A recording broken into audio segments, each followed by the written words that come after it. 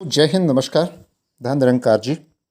एक पुस्तक एकत्व से एकाकार की ओर पढ़ने का सौभाग्य प्राप्त हुआ और उसी ही चंद लाइनें आप जी से शेयर कर रहा हूँ।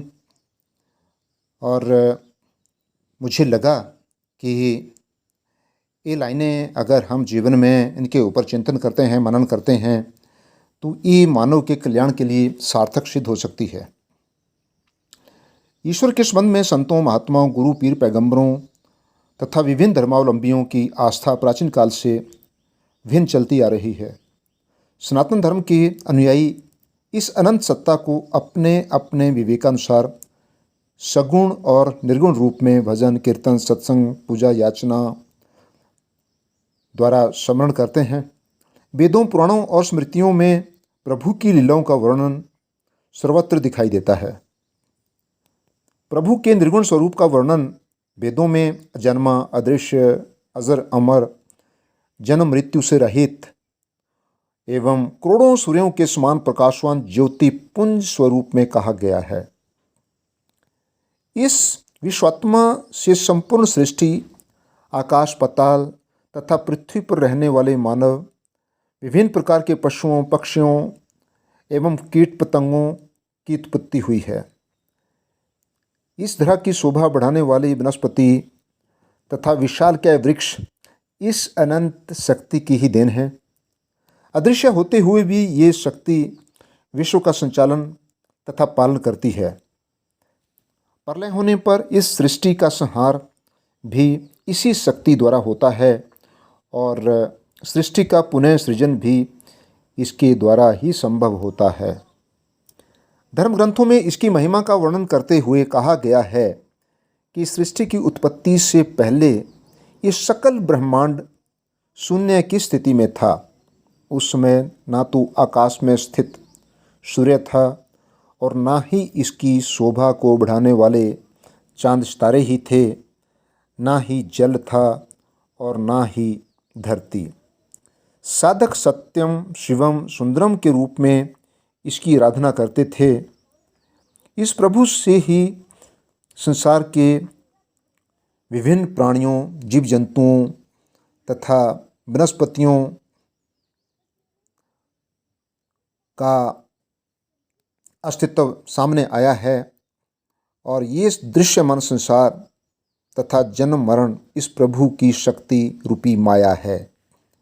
गुरु नानक देव जी, रविदास जी तथा कबीर जी जैसे संतों ने इसके निर्गुण स्वरूप का बखान किया है, जो एक है, अगोचर है, अदृश्य है।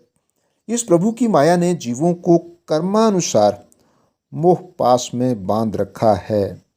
इसकी महिमा का वर्णन करते हुए बुद्धि थक हार जाती है। वह विश्वात्मा कण कण में विराजमान है। ये दृश्यमान जगत इस प्रभु का ही रूप है। सभी जीव इसी का अंश हैं। सब इस एक आदि पुरुष परमात्मा का ही विस्तार है। इसलिए आपसी भेदभाव को भुलाकर संपूर्ण मानव जाति में एकत्व भाव रखकर मानव कल्याण करना चाहिए। अज्ञानवश मानव वैचारिक अंधकार में गोते खाता आ रहा है। इस अज्ञान रूपी अंधकार को ज्ञान रूपी प्रकाश से ही दूर किया जा सकता है। अहंकार मनुष्य का सबसे बड़ा शत्रु है।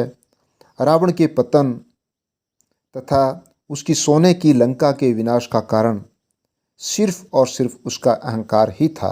अहंकार के कारण बुद्धि कुंठित हो जाती है, जिसके कारण पक्षपात, अपना पराया, मित्र शत्रु जैसी संकुचित सोच पैदा हो जाती है।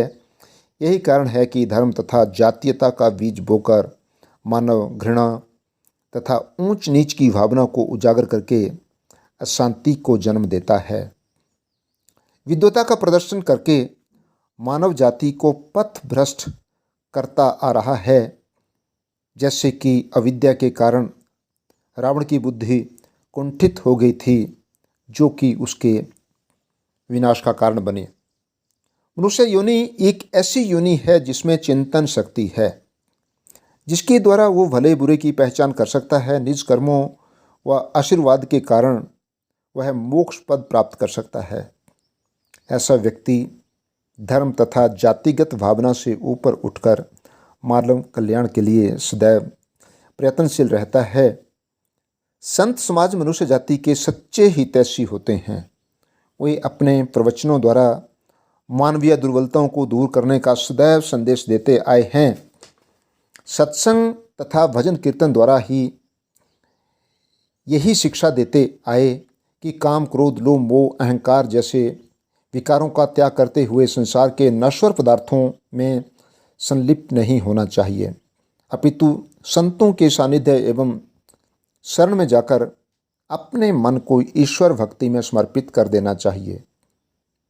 यह भी ध्यान रखना होगा कि एकत्व की भावना तभी उद्वेलित होती जब कुटिल चित्तवृत्तियों पर अंकुश लगाया जाएगा एवं कलह निर्वाण का भी एकमात्र उपाय समदृष्टि ही है।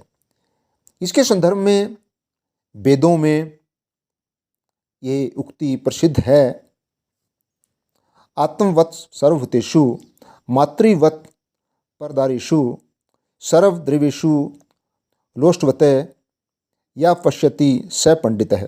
अर्थात वही व्यक्ति विद्वान कहलाने का अधिकारी है जो कि सभी प्राणियों में एक जैसी प्राण रूपी आत्मा के अस्तित्व के कारण मानव में धर्म तथा जातीयता का भेद न करके सभी व्यक्तियों को अपने समान समझकर उनसे सद्व्यवहार करता है। यह भी कहा गया है कि ऐसा व्यक्ति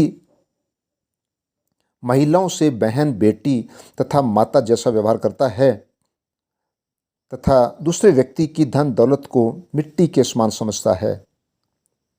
मानव को मानवीय सुकर्म करते हुए सब में एक का ही दर्शन करना चाहिए ताकि संसार में प्रेम, करुणा, न्याय, सहानुभूति जैसी सद्भावनाएं पनप सकें।